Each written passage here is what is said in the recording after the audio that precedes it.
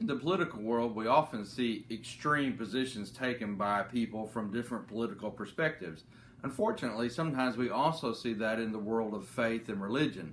In John chapter 1, after telling us that the Word became flesh and dwelt among us, the Apostle John says, "We beheld His glory, the glory of the only begotten of the Father, full of grace and truth."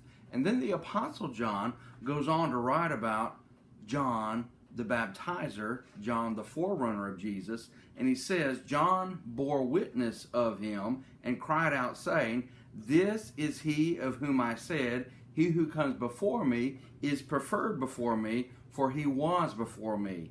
And of his fullness we have all received grace for grace. For the law was given through Moses, but grace and truth came through Jesus Christ."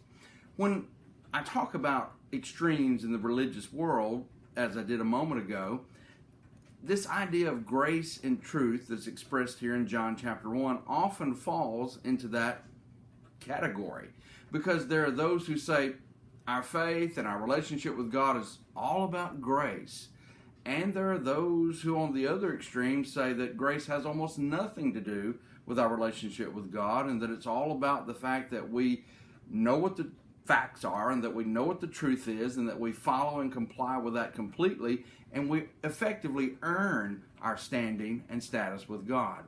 Obviously, those are extreme positions, and they're not exactly in harmony with what the Apostle John says, the Holy Spirit told the Apostle John to say, that Jesus came bringing. He brought grace and truth, not to the exclusion of one another, but grace and truth.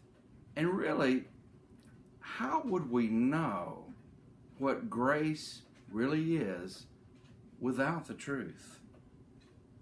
And the truth tells us all about grace.